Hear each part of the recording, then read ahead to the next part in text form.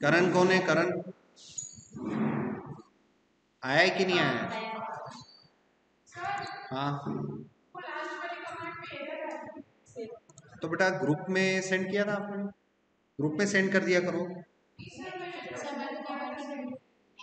Command run नहीं हो रही है तो इनिशियल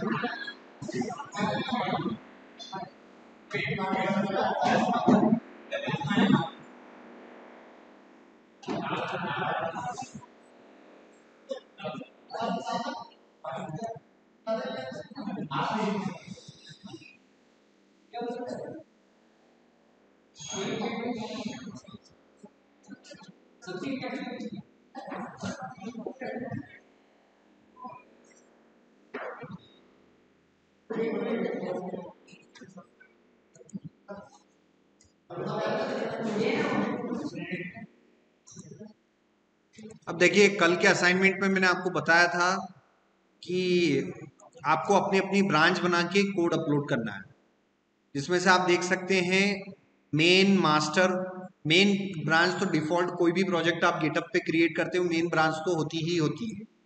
फर्स्ट टाइम जब आप कमिट करते हो, आप मास्टर ब्रांच पे कमिट करते हो, तो जैसे ही आप कमिट करते हो, कोड अपलोड करते हो, तो मास्टर ब्रांच भी बन जाती है। तो मेन और मास्टर, उसके अलावा एडिशनल आप जितनी चाहो उतनी ब्रांच बना सकते हो। तो किसी भी एक सॉफ्टवेयर डेवलपमेंट पर या किसी भी एक वेबसाइट बनाने पर एक से ज्यादा डेवलपरों का कंट्रीब्यूशन हम ले सकते हैं। बेनिफिट क्या है उससे? बेनिफिट ये है कि कम समय में ज्यादा काम होगा, क्योंकि एक ही समय में बहुत सारे डेवलपर्स काम कर रहे हैं और अलग अलग चीजों पे काम कर रहे हैं।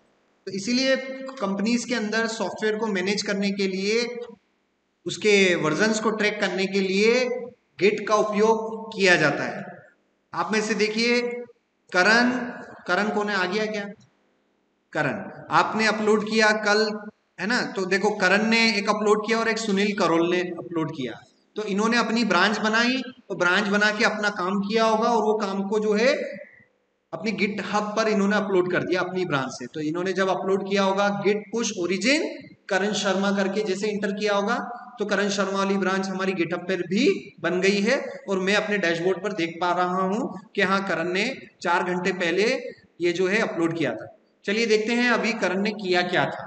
तो as a software owner, as a source code manager, as a source code जिसका फर्स्ट सोर्स कोड है वो पूरा इसको ट्रैक कर सकता है। करण ने क्या किया? पहली चीज करण ने 12 कमिट्स किए। तो वो जो 3 स्टेप्स की कमांड बताई थी, स्टेज, कमिट, पुश, ये स्टेप्स जो है करण ने कितनी बार अप्लाई करी? 12 टाइम्स अप्लाई करी, यहां से मैं देख पा रहा हूं। अब करण ने कब कब क्या क्या काम किया, किस कमिट पे क्या काम किया, यहां पर हम देख सकते हैं। तो आप देखिए कि करण की ब्रांच पर जो है 13 कमिट्स हुए हैं। हालांकि यहाँ पर 12 बता रहा है, 12 कमिट्स, 13 इधर डिफरेंस किस बात का आ रहा है वो भी देखते हैं। तो सबसे पहले शुरुआत करते हैं 4 hours ago, 17 hour ago, 18 hour ago. इसका मतलब जो सबसे लास्ट में है वो करण का पहला कमिट था, है ना? तो आप देखिए 18 आवर्स अगो मतलब शायद शाम को किया होगा। कब किया था? 5-6 बजे किया था। तो 18 घंटे पहले, अभी से 18 घंटे पहले, मतलब कल की शाम का 5-6 बजे का समय होगा जब करण ने ये कमिट किया था। इस कमिट में करण ने किया क्या था वो देखना है, तो ये कमिट डिटेल, कमिट डिटेल पे आप जाइएगा और कमिट डिटेल पे करण ने क्या किया, एक index.html फाइल बनाई। कहां पर? अपनी ब्रांच पर इन्होंने बनाई और ये सारा HTML का स्ट्रक्चर लिखा। इन्होंने बॉक्स बनाया, box2 बनाया, करंट बॉक्स बनाया, और साथ साथ में इमेज भी इन्होंने शायद अपलोड करी होगी या पहले का ही कोड यूज कर लिया होगा, जो भी है वो यहाँ पर सामने है। तो ग्रीन से ये रिप्रेजेंट हो रहा है कि ये लाइनें इन्होंने नई लिखी है ना। और यहाँ से मैं फिर बैक जाऊं और फिर करण का लास्ट कमिट जो 4 घंटे पहले था, मतलब अभी अगर 1 बज रहे हैं तो इन्होंने 10 साढ़े 10 बजे या 9 बजे इन्होंने कमिट किया होगा। कितनी बजे किया लास्ट कमिट? 10 साढ़े 10 बजे। मुझे कैसे पता चल पा रहा है? क्योंकि मैंने इनको कोलैबोरेटर बना रखा है। जब जब भी मेरा डेवलपर जो भी काम करेगा सब कुछ डिटेल मुझे पता रहेगा। अब मुझे इतना तक बता दिया 4 घंटे पहले कमिट किया, वो एग्री कर रहे हैं हाँ सर किया था। अब मैं ये भी बता दूंगा इन्होंने किया क्या है। चलो देखते हैं कि 4 घंटे पहले इन्होंने जो कमिट किया है सोर्स कोड में इन्होंने किया क्या था। इसके लिए मैं कमिट डिटेल में जाऊंगा और यहां पर आपने क्या किया, index.html को डिलीट करके इन्होंने कमिट कर दिया। तो जो कोडिंग फर्स्ट टाइम कर रखा था इन्होंने वो फाइल को वापस से हटाया और कमिट कर दिया। यही किया था, index.html फाइल को इन्होंने डिलीट करके सोर्स कोड अपलोड कर दिया। तो ये रेड कलर में यहाँ पर ये डिनोट हो रहा है कि ये फाइल जो है 43 लाइंस इन्होंने डिलीट करी। 43 लाइन जो पहले जो इन्होंने लिखी होगी वो के वही सारी लाइन इन्होंने क्या कर दिया, रिमूव कर दिया। और उसके बाद 0 एडिशन, मतलब एक भी लाइन इन्होंने एक्स्ट्रा नहीं बढ़ाई, बल्कि जो 43 लाइंस थी वो डिलीट कर दी। और इन्होंने जो है डिलीट करने के बाद उसको अपलोड कर दिया। फाइल डिलीट नहीं करी, फाइल के अंदर जितना भी लिखा हुआ था वो सारा हटा के इन्होंने कमिट कर दिया। आई थिंक यही किया होगा कि फाइल रिमूव करी थी, कि फाइल के अंदर के सारी लाइंस हटा के ना आपने कमिट किया था। हाँ, तो फाइल नहीं हटाई थी इन्होंने, क्योंकि यहां पर अगर फाइल हटा डिलीट index.html, शायद फाइल भी हटाई होगी, जो भी है फाइल भी शायद हटाई है। अच्छा, ये कमिट का वो नेम है, तो इन्होंने फाइल नहीं हटाई थी, फाइल के अंदर का सारा कंटेंट क्लियर करके वापस से गिटहब पे अपलोड कर दिया।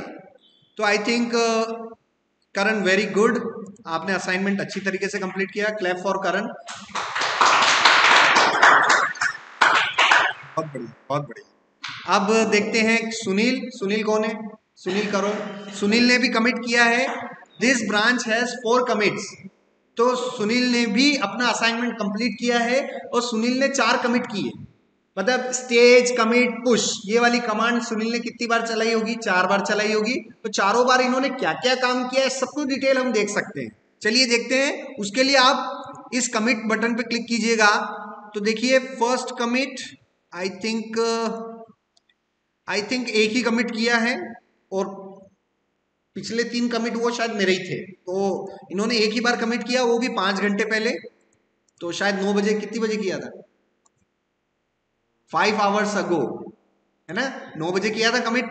अब इन्होंने क्या किया था, तो जो आप कमिट में लिखते हो ना, गेट कमिट डैश एम, वो डबल कोट्स में जो लिखते हो वो कि वो यहाँ पर आ जाता है। इससे क्या होता है कि जो सोर्स कोड पढ़ रहा होता है उसको पता चल जाएगा इसमें क्या काम कर रखा है। तो ये तो एक लेबल हो गया कि आपने यहाँ पर दिया। उसके बाद आपको डिटेल कोड में जाके देखना है कि भाई इन्होंने किया क्या था।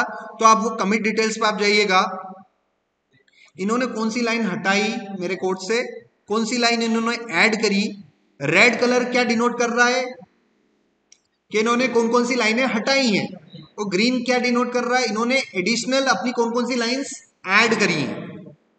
यहां पर आप देखिए इन्होंने HTML का क्लोज टैग भी मेरा वाला हटा के अपना क्लोज टैग इन्होंने लगा दिया। बात तो वो कि वही, मगर सॉफ्टवेयर पूरा ट्रैकिंग कर रहा है। गिट जो है हर एक छोटी छोटी चीजें, इवन आप एक स्पेस भी ज्यादा देके सेव कर दोगे ना, वो भी गिट ट्रैक कर लेगा कि आपने स्पेस भी बढ़ा दिया।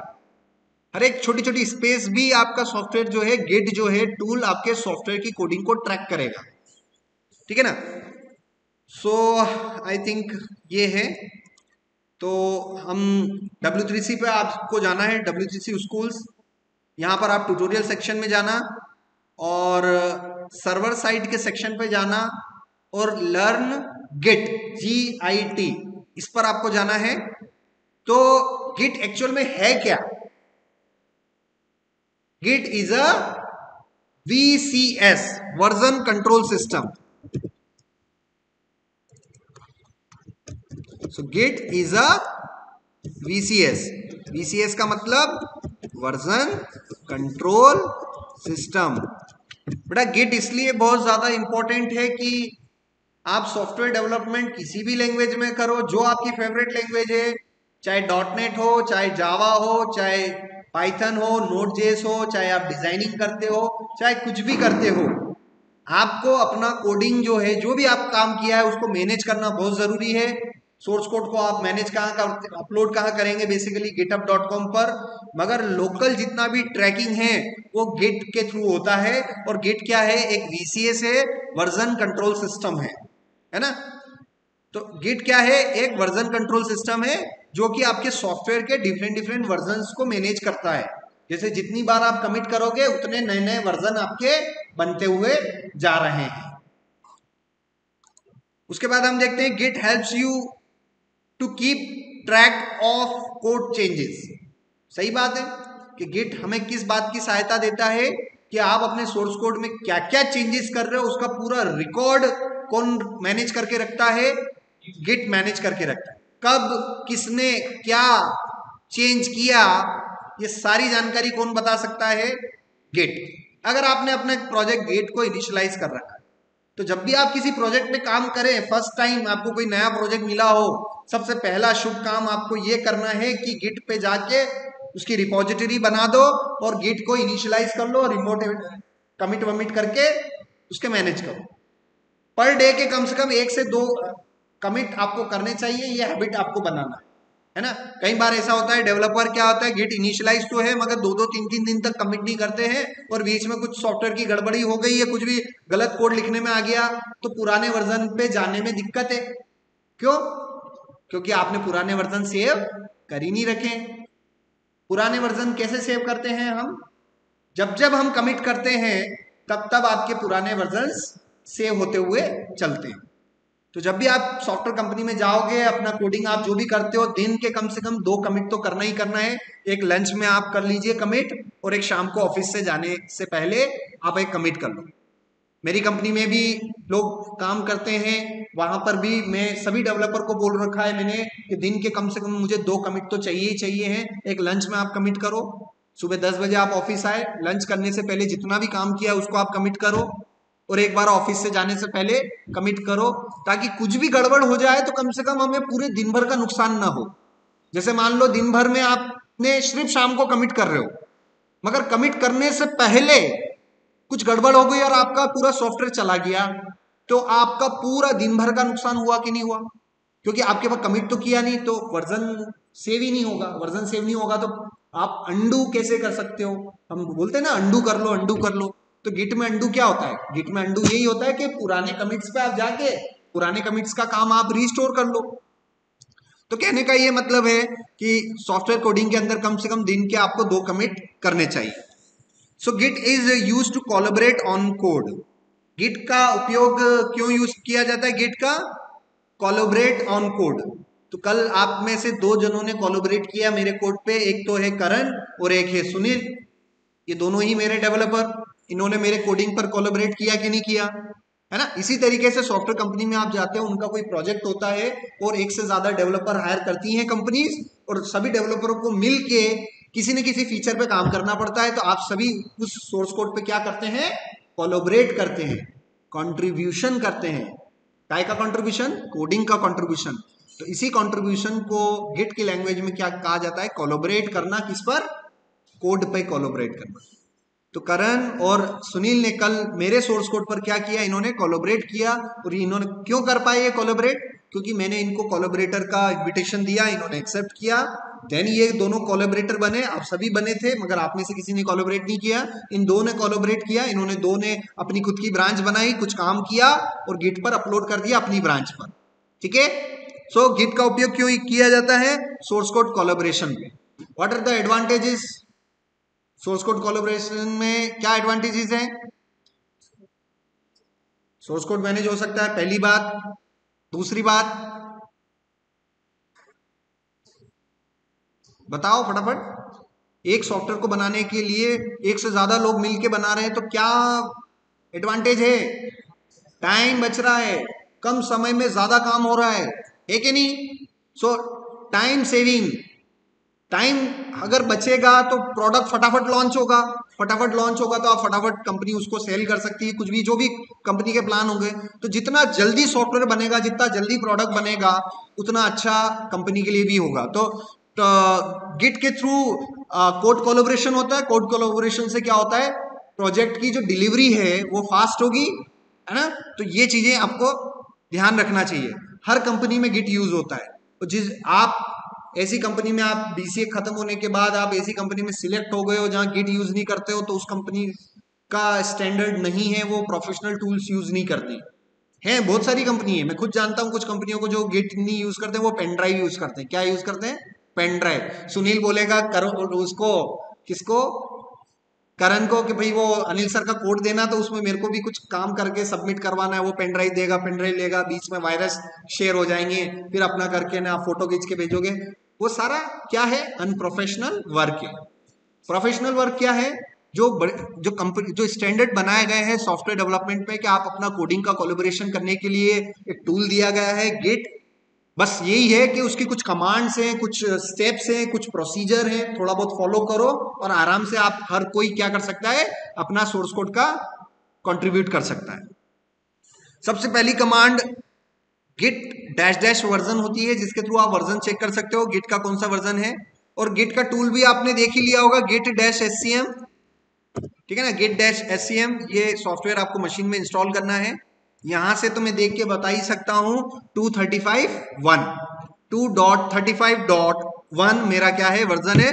अगर फिर भी मैं कमांड के थ्रू कंफर्म करना चाहता हूं, तो मैं क्या करूंगा, राइट क्लिक करके आप अपने गिट बैश हियर पे जाइए और यहां पर आप क्या लिखेंगे, Git dash dash version. Git dash dash version, इस कमांड से देखिए वर्जन आ गया 2.34.1। ये हमारे क्या है, गिट का वर्जन मेरी मशीन में इंस्टॉल्ड है। हो सकता है एक महीने के बाद 2.34.10 आ जाए, 5 आ जाए, नए नए वर्जन चलते रहते हैं, है ना। बट कौन सा वर्जन आप यूज कर रहे हो, उसके लिए कमांड पता होना चाहिए, गिट डैश डैश वर्जन। सो ये कमांड याद हो जाएगा, ठीक है। आगे बढ़ते हैं और यहां पर हमने देखा, so test yourself with exercise, insert the missing part of command to check which version of the git is installed. git dash dash version। सो छोटी छोटी सी क्विज है किसके अंदर, WCC स्कूल्स के अंदर ही है, तो आप खेलेंगे तो अच्छा लगेगा। Dash dash version, submit my answer और शो यस। हालांकि कहीं कुछ लिखा हुआ नहीं आ रहा है कि दिस इज करेक्ट और रॉन्ग, बट मैं आपको बता दूं, इसकी जगह आप कुछ भी गलत लिख के देखें। वर्जन की जगह यहां पर मैंने लिखा, मैंने गलत लिख दिया है ना। अब यहां पर क्या होगा, वो खुद ही सही बता रहा है। कहाँ आ रहा है, ये आ रहा है ना, ये आपने लिखा और इसका सही आंसर क्या है, डैश डैश वर्जन। सो छोटी छोटी सी क्विज रहेंगी, वो हम खेलते हैं। git initialize git on the current folder. What is the command to initialize the git? Git init. So git init. So git init. Show the answer. Yes, answer is correct. Now follow the exercise 3. Set the username of the current user repository to WCC school test. So what is the command to set the username? So user name set करने के लिए क्या command है, show answer किया user dot name. और I think आप बहुत सारे बच्चे जो बोल रहे थे कि सर एरर आ रही है, एरर आ रही है, तो वो दो चीजें सेट करने के लिए फर्स्ट टाइम बोलता है, यूजर नेम एंड ईमेल। और जो एरर आ रही है उसी एरर के ऊपर ही सामने ही लिखी हुई है दोनों कमांड। सो gate config user dot email, command क्या थी, git config user dot email is equal to double quotes में यहां पर क्या लिखा हुआ था, योर ईमेल, ऐसा लिखा हुआ था। थोड़ी सी बुद्धि अपन नहीं लगा सकते हैं कि योर ईमेल की जगह वो किसकी बोल रहा है, आपकी। तो मेरा जो ईमेल एड्रेस होगा वो मैं यहां पर जो है लिखूंगा और इस कमांड को कॉपी करके गिट टर्मिनल पर यहां पर मैं हिट कर दूंगा इंटर। इससे क्या होगा, आपका अपना ईमेल एड्रेस सेट हो जाएगा। क्लियर है? अभी किसी बच्चों ने पूछा कि सर ये कमांड चलानी कहाँ है? ये टर्मिनल में चलानी है। जो आपका टर्मिनल खुला हुआ है ना गिट बैश का, वहां पर आपको ये कमांड चलानी है। ये कमांड चला दी तो आपका जो है कॉन्फ़िगरेशंस जो है सेट हो जाएंगे। अब यहां पर ये तो ईमेल सेट करने के लिए कमांड है। अब यूजर नेम सेट करने के लिए गिट कॉन्फ़िग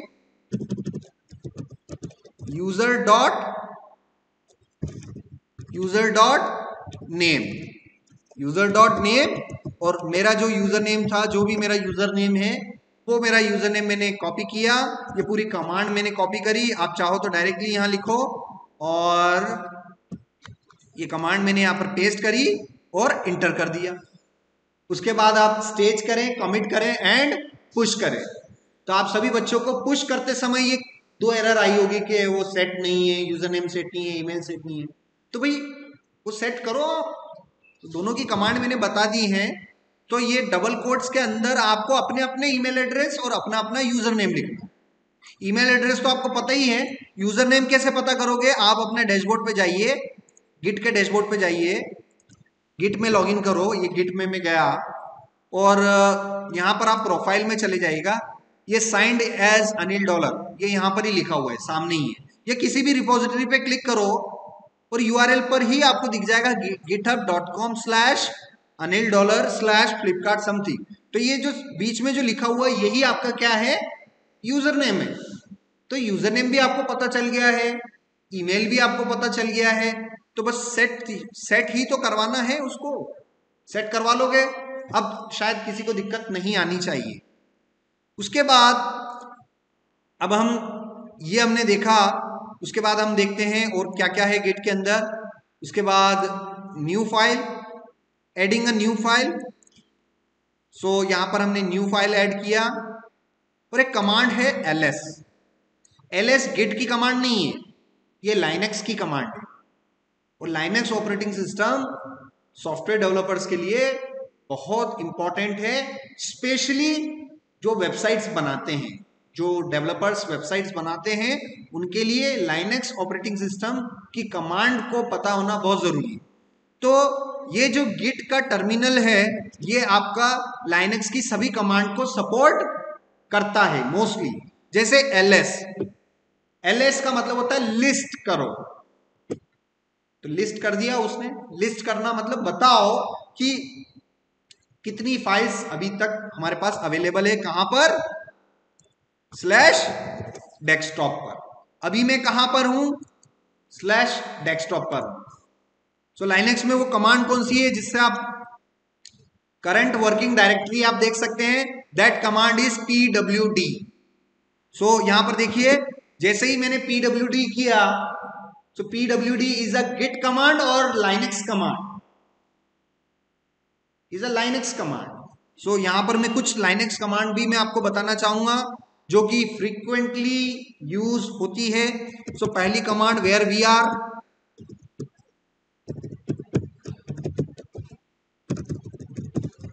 सो लाइनक्स कमांड में पहली इंपॉर्टेंट कमांड आपको ls करना है। ls का मतलब लिस्ट फाइल्स एंड फोल्डर्स।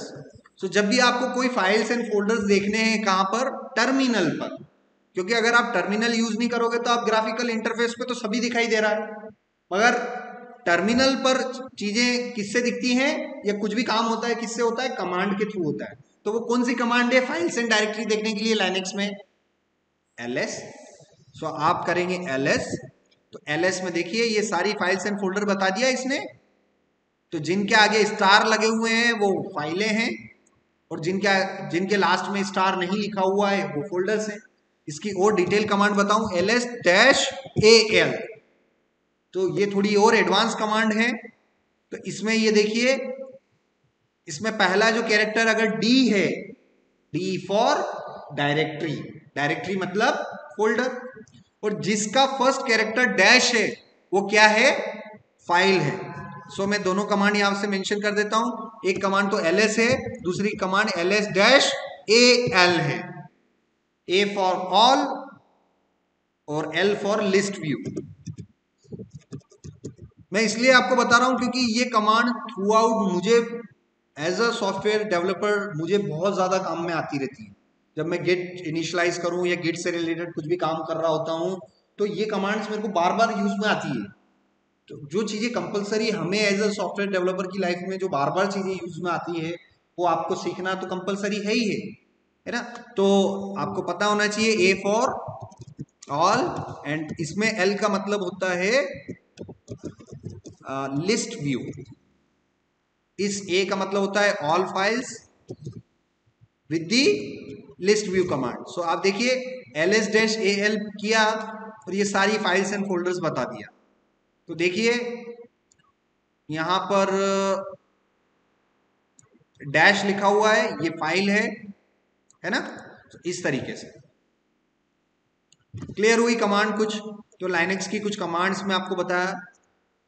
अगली कमांड है pwd। pwd का फुल फॉर्म कोई बता सकता है? लाइनेक्स की pwd command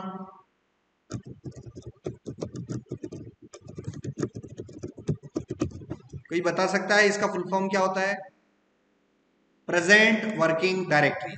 present working directory मतलब अभी आप कहां काम कर रहे हैं, ये कौन सी डायरेक्टरी के अंदर है, अगर वो पता करना है तो आप क्या करेंगे? pwd। जैसे ही मैंने pwd किया इसने बता दिया /c/user/username/desktop। इसने मेरा पूरा एड्रेस दे दिया कि अभी आप कहां पर हैं, ठीक है ना। So where we are, pwd। हम कहां पर हैं? लाइनेक्स से अगर ये पूछना है तो लाइनेक्स को कौन सी कमांड देनी पड़ेगी? pwd कमांड देनी पड़ेगी। गिट पे काम कर रहे हो तो गिट गिट की भी कुछ कमांड्स हैं, कंफ्यूज मत हो जाना कि ये कमांड गिट की है कि लाइनेक्स की। ls कमांड लाइनेक्स की है, pwd लाइनेक्स की है ना। cd डॉट डॉट ये लाइनेक्स की कमांड है ना। pwd cd dot dot pwd पता चल पा रहा है आप सभी को? सो देखिए फोल्डर से बाहर निकल रहा हूं, cd dot dot. I think ये कमांड्स तो बचपन में आपने पढ़ी होगी, बहुत काम आती हैं, है ना। तो हमें इस पे फोकस नहीं करना है, हमें किस पर फोकस करना है? गिट पे फोकस ज्यादा करना है। तो यहां पर हम देखते हैं, चलिए अब मैं एक रिपोजिटरी बना रहा हूं। यहां से मैं अपने गिटहब पे गया, क्रिएट न्यू, और यहां पर मैंने एक रिपोजिटरी बनाई, ज्ञानोदया 4 नाम से एक रिपोजिटरी बनाई। डिस्क्रिप्शन में भी वही लिखा, पब्लिक रिपोजिटरी बनाई। और यहां से मैंने क्रिएट रिपोजिटरी पे मैंने क्लिक किया। उसके बाद ये यहीं पर सारी चीजें हिंट दे देगा। अदरवाइज आप अपनी रिपोजिटरी पे जाइए, इस बटन पे क्लिक किया, अपना एक फोल्डर बनाए, जैसे मैंने लिखा ज्ञानोदया 4 में गया, और यहां पर मुझे VS कोड एडिटर आप लॉन्च कर लीजिए। सो मैं कोड डॉट आपको करना है, क्या करना है आपको? कोड डॉट आपने किया, कोड डॉट करते ही वो वर्किंग डायरेक्टरी भी ऐड हो जाएगी, ऑटोमेटिकली ऐड हो जाएगी। अब आपको नई फाइल क्रिएट करना है तो सिंपल तरीका तो आप सभी को पता है, मैं आपको एडवांस तरीका बता देता हूं। टच कमांड से आप फाइल क्रिएट कर सकते हो। टच स्पेस फाइल का नाम, touch space index.html।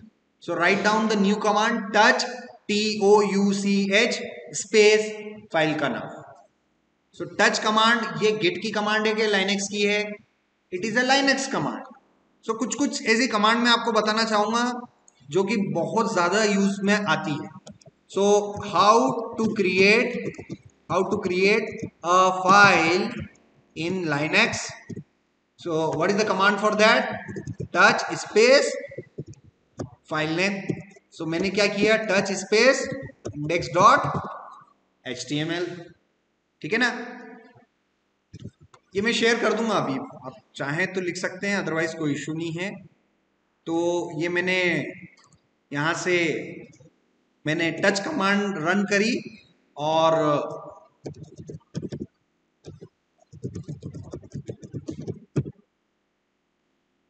VS code editor का जो है टर्मिनल, उसमें एरर आ गई। तो VS कोड एडिटर का जो टर्मिनल है वो लाइनक्स टर्मिनल नहीं है, इसलिए यही कमांड यहां ना चलाते हुए मैं बाहर की ओर इस फोल्डर में अंदर आने के बाद git scm पर जाऊंगा, git bash here, और यही कमांड वापस से यहीं पर चलाऊंगा।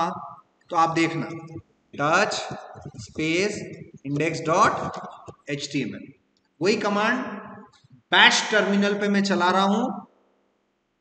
The file is created. तो विजुअल कोड एडिटर के अंदर जो टर्मिनल है that is not a Linux based terminal. If it is not a Linux based terminal, it will not support the Linux command.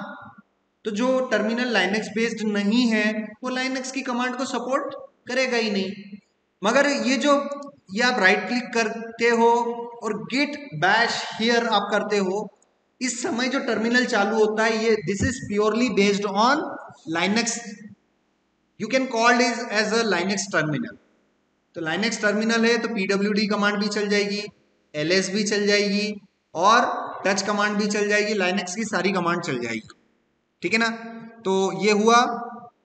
अब यहां पर मैं गया, इसी को मुझे वर्कस्पेस में ऐड करना है तो क्या करूंगा, कोड डॉट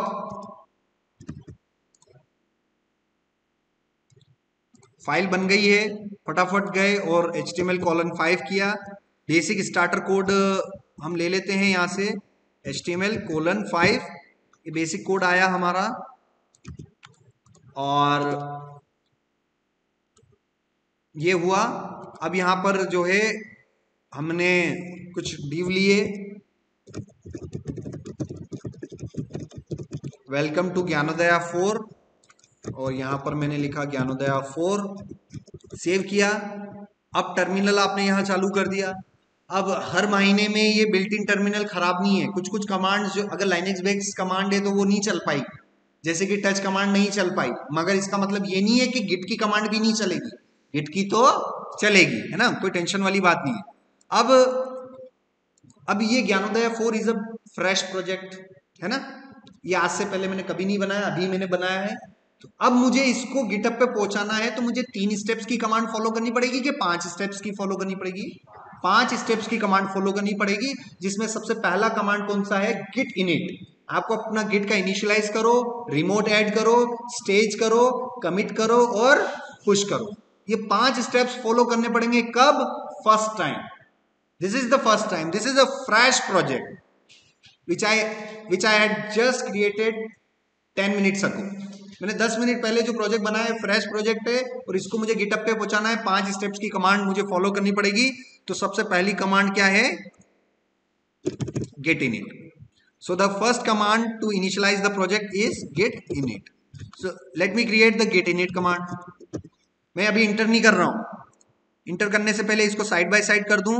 यहां पर गया और ये आप देखिएगा गेट इनिट लिख दिया मैंने। अब आपके सामने इंटर कर रहा हूं और इधर ध्यान देना, इनिशियलाइज एम्प्टी गिट रिपोजिटरी, और इधर लेफ्ट हैंड साइड पे क्या हुआ, एक हिडन डायरेक्टरी बन गई। तो गिट ने क्या किया, आपके सॉफ्टवेयर को ट्रैक करना चालू कर दिया। अब आपको क्या करना है, आपको second command, so the first command is git init, उसके बाद है आपको रिमोट ऐड करना, git remote add origin and then repo link. ठीक है, गिट रिमोट ऐड ओरिजिन। जिस चीज को मैंने एंगल ब्रैकेट के अंदर लिख रखा है वो हमेशा चेंज होगा, और कमांड में आप देखिए उससे पहले मैंने जो भी लिखा हुआ है उसको एंगल ब्रैकेट में नहीं लिख रखा है, मतलब वो कमांड फिक्स है। तो क्या कमांड फिक्स है, गिट रिमोट ऐड ओरिजिन। इतना तो पक्का है कि सभी को यही लिखना है, मगर सभी के केस में क्या क्या चीजें चेंज हो जाएंगी, अपनी अपनी रिपोजिटरी का नाम जो कि अलग अलग हो सकता है। तो यहीं पर मैं सेकंड स्टेप यहां पर मैं लिख रहा हूं, गिट रिमोट ऐड ओरिजिन। इतना तो फिक्स लिखना ही है। उसके बाद रिपोजिटरी का नेम क्या है वो आपको जाके, उसका लिंक क्या है वो यहां पर क्लिक करके आपको लाना पड़ेगा। यहां पर मैं गया और यहां पर मैंने पेस्ट कर दिया। ठीक है, अब चाहे तो मैं इसको फुल स्क्रीन कर सकता हूं।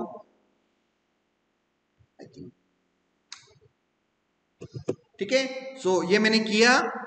अब स्टेप सेकंड भी कंप्लीट हो गया। अब स्टेप थर्ड कौन सा है बताइए? स्टेप थर्ड कौन सा है? Step third is called actual staging. Step third की प्रोसेस को कहते क्या है? स्टेजिंग। और स्टेजिंग की कमांड कोई बता सकता है?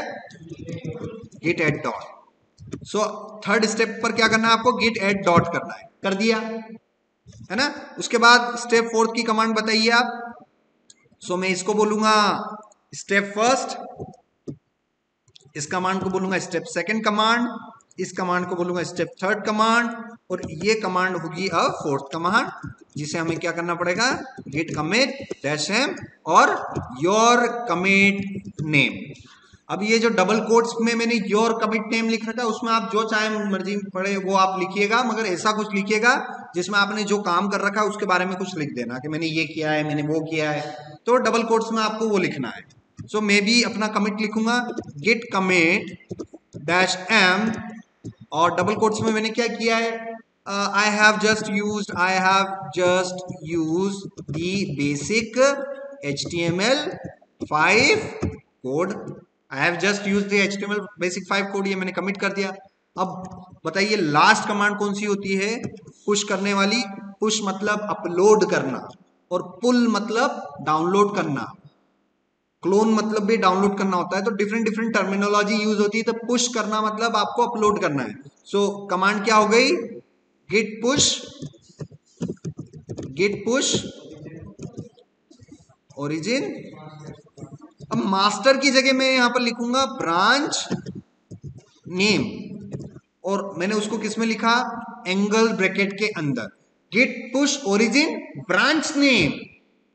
तो जब भी आप कोडिंग करते हैं या मैथ्स पढ़ते हैं, आप फॉर्मूला रटते हो, याद करते हो, फॉर्मूले के बगैर कुछ कर सकते हो क्या? कोई है आप में से कि जो बगैर फॉर्मूला के मैथ सॉल्व कर दे? नहीं। तो वो फॉर्मूलाज पे ही डिपेंड है। प्रोग्रामिंग के अंदर भी, कोडिंग के अंदर भी आपके पास क्या होते हैं? सिंटैक्स होते हैं। यहाँ पर फॉर्मूला नहीं होते, क्या होते हैं? सिंटैक्स होते हैं। सिंटैक्स याद करने पड़ेंगे।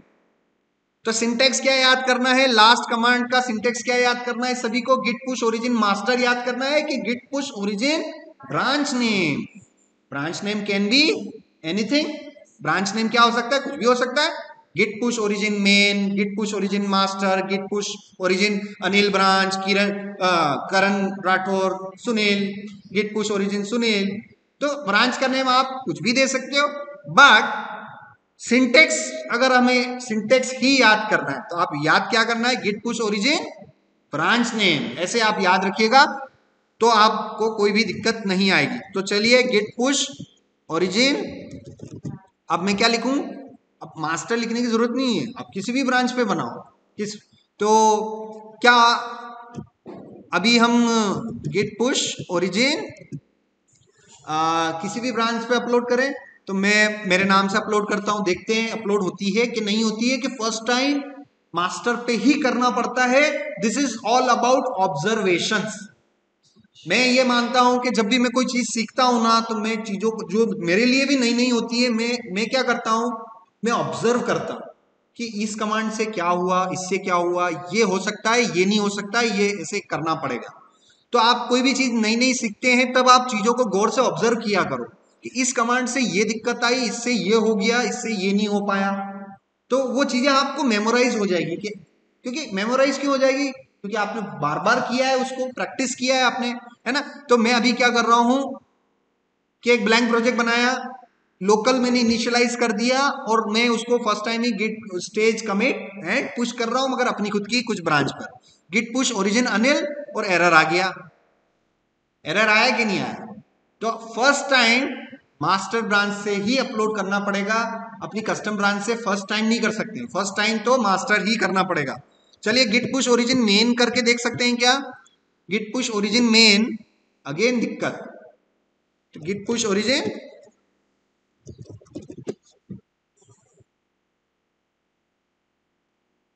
हो गया मास्टर एरो मास्टर। तो this is all about observations. Command तो वही है, मगर आप एक बात तो डैम श्योर कह सकते हो ना कि फर्स्ट टाइम सर ना तो मेन चलती है, नहीं किसी और नाम से चलेगी। फर्स्ट टाइम तो आपको क्या करना पड़ेगा, मास्टर ब्रांच पे ही अपलोड करना पड़ेगा। और देखो मैंने मेन लिखा तो भी नहीं हुआ, बल्कि मेन ब्रांच है कि नहीं है, रिमोट पे है, डिफॉल्ट कौन सी ब्रांच आती है, मेन ही आती है, मगर आप नहीं कर पा रहे हो। फिर मैंने अपनी खुद की ब्रांच बना दी कोई, मगर वो नहीं किया उसने, मगर अब जाके जो है उसमें मास्टर ब्रांच पे अपलोड कर दिया। ठीक है, अब यहां पर मैं गया गेट ब्रांच, इस कमांड से मैं चेक कर सकता हूं कि मैं अभी किस ब्रांच पर हूं, मास्टर ब्रांच पर हूं। और यहां पर आप गिटअप पे आप जाइए, देखिए मास्टर ब्रांच आ गई है। अब आप नेटलिफाई ओपन करेंगे,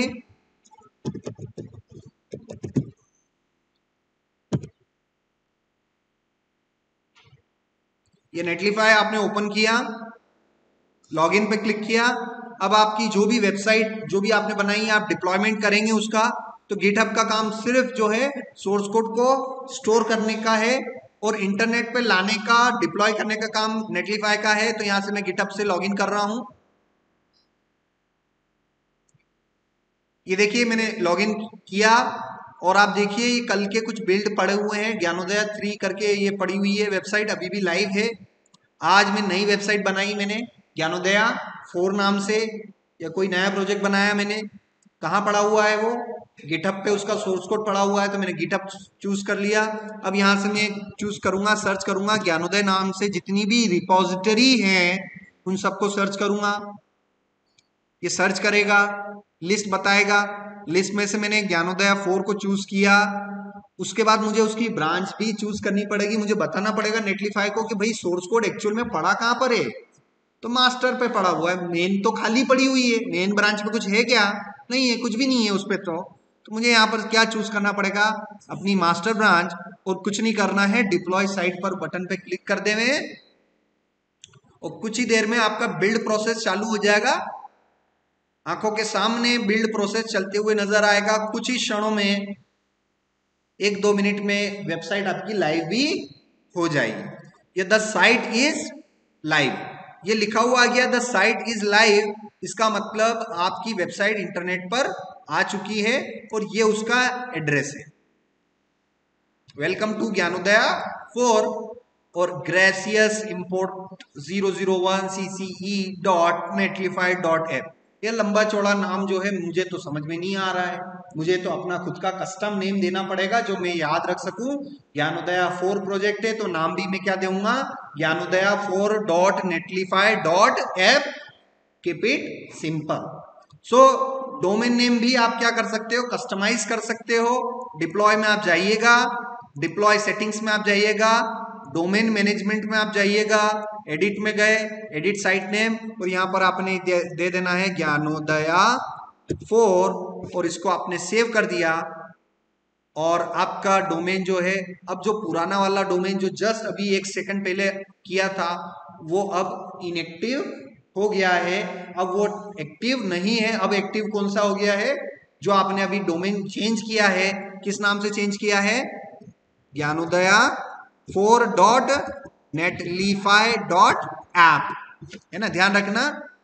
एक तो जब लॉगिन करोगे netlify.com से लॉगिन करना है, और जब बिल्ड हो जाती है तब देखना है तो netlify.app करके आप देखिएगा।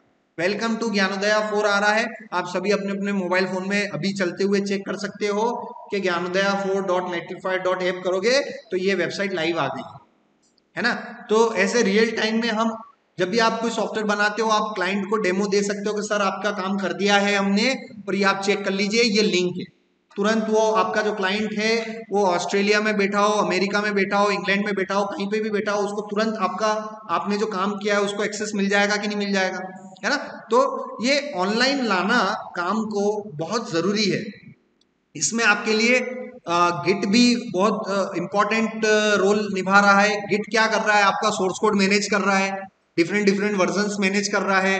गिट आपके सोर्स कोड को एक ऑनलाइन रिपोजिटरी पे भी ले जाने के लिए हेल्प कर रहा है। ऐसी 3 रिपोजिटरी अभी तक मार्केट में अवेलेबल है। GitHub one of the most popular repository hub, Bitbucket and GitLab. अभी मैं सिंगापुर का काम कर रहा हूं तो वहां पर हम वो पूरा किस पे काम कर रहे हैं, गिटलैब पर कर रहे हैं।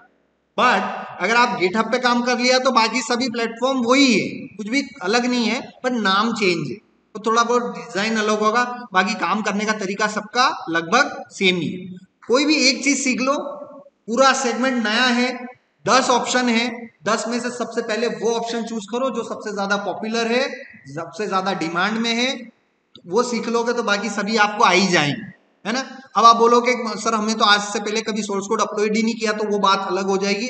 मगर आप ये बोलोगे कि सर गिटहब पे तो कर रखा है मगर इसका आइडिया नहीं है, किसका, गिटलैब का आइडिया नहीं है, बिटबकेट का आइडिया नहीं है, मगर तो भी आप उसको करोगे तो आपको सब कुछ क्या लगेगा, फेमिलियर ही लगेगा। अरे हाँ यार ये तो हम गिटहब पे भी ऐसे ही करते थे, यहाँ पर भी ऐसे ही होगा कुछ ना कुछ। तो थोड़ा बहुत आपको हेल्प किधर से मिल जाएगा, अगर आपने इससे पहले कोई रिपोजिटरी का किया होगा तो आपको वर्क मिल जाएगा। सो यहाँ पर ये हमारी डोमेन हो गया है। अब मैं यहाँ पर आपको ब्रांच क्रिएट करना बता देता हूँ। सो अगर करंट फाइल से ही आपको जितना भी काम अभी मेरे पास अवेलेबल है वो सारा के सारा काम लेके कुछ नए ब्रांच पर मुझे जंप करना है, तो मैं कौन सी branch, how to create a new branch in Git checkout dash B branch name, है ना। इंटरव्यू में पूछेंगे और आप जाओगे इंटरव्यू में, अगर आप ये पहले अपने रिज्यूमे में लिखोगे स्ट्रॉन्ग नॉलेज ऑफ गिट, तो आपका चांसेस ज्यादा हो जाएगा कि यार इसको तो गिट का भी नॉलेज है, क्योंकि कंपनीज में बगैर गिट के काम होता ही नहीं है, और कंपनी वालों के पास इतना टाइम नहीं है कि आपको गिट सिखाने बैठेंगे। बात समझ रहे हो ना। तो दो टाइप के स्टूडेंट आ रहे हैं, एक तो आ रहा है डिग्री लेके, एक आ रहा है डिग्री और थोड़ा बहुत सीख के, और एक आ रहा है कि डिग्री भी लेके आ रहा है, स्किल भी लेके आ रहा है, गिट भी आता है, नेटलिफाई भी आता है, ये भी आता है, वो भी आता है, तो वो उसकी प्रायोरिटी बहुत ज्यादा हो जाएगी ऐसे बच्चों की। तो हमें वो टूल सीखते हुए चलने हैं जो कि सॉफ्टवेयर कंपनीज में ज्यादा होंगे। So how we can create a new branch in git. So let me write the question.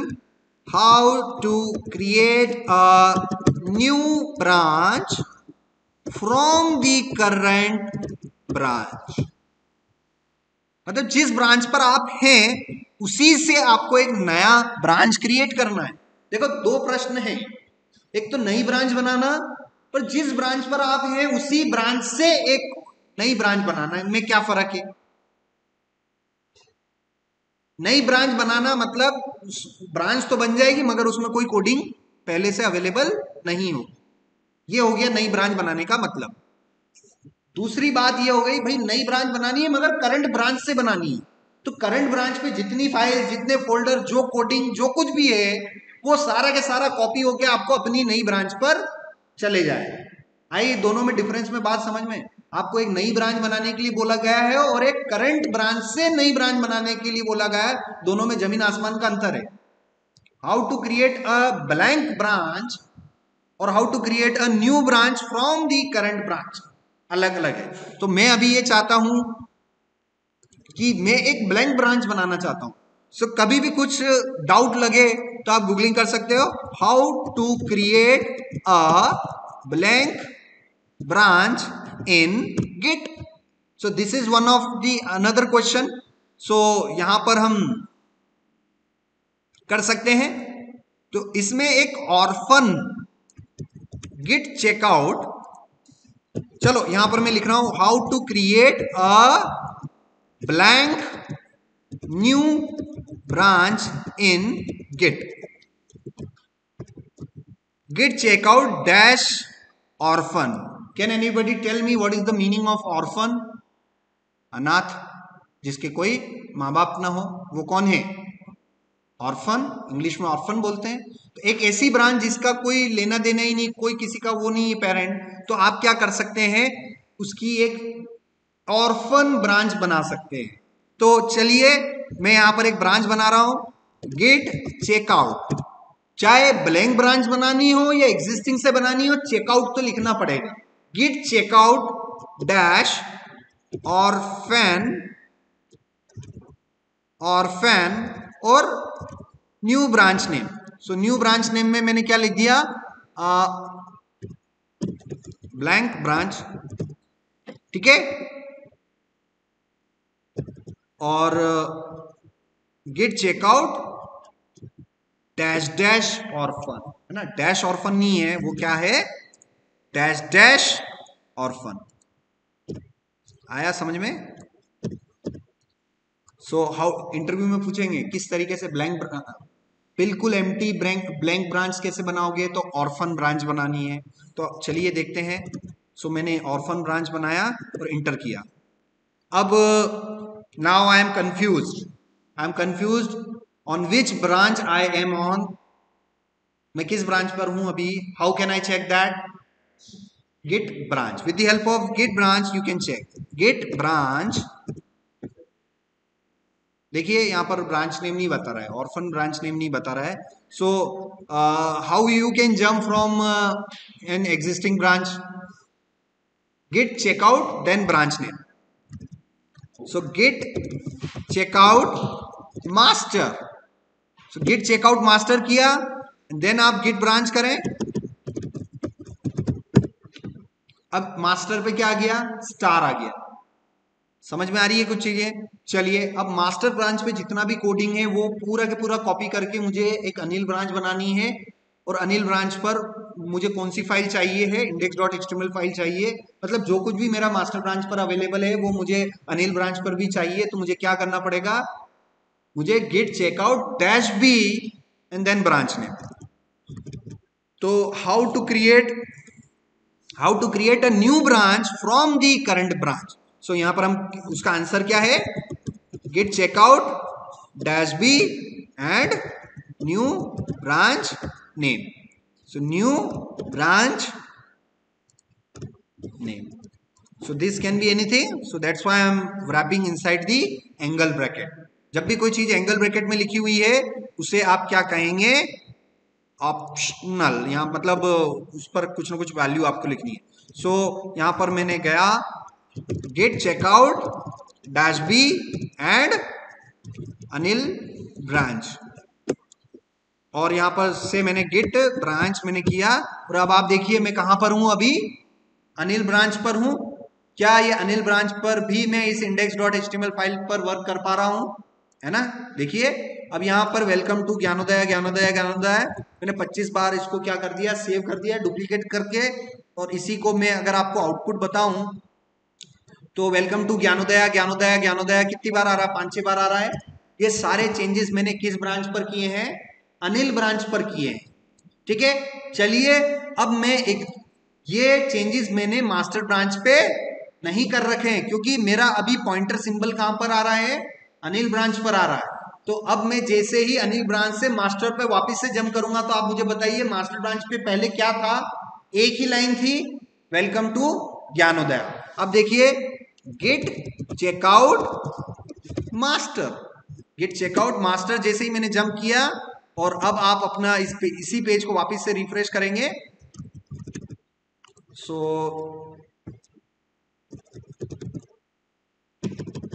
Gate checkout master, और यहां पर हम गए और ये सारे चेंजेस जो हैं आपको कमिट करने पड़ते हैं। ये सारे चेंजेस आपको, जो भी आपने चेंजेस किए हैं उसको आप स्टेज करें, कमिट करें एंड देन आपको पुश करना है, देन आप जंप कर सकते हैं। ठीक है, तो आज की क्लास के लिए इतना ही काफी है। तो आज 1 मिनट सुन लो। तो आज हमने क्या देखा, ब्रांच क्रिएट करना देखा थोड़ा बहुत, है ना?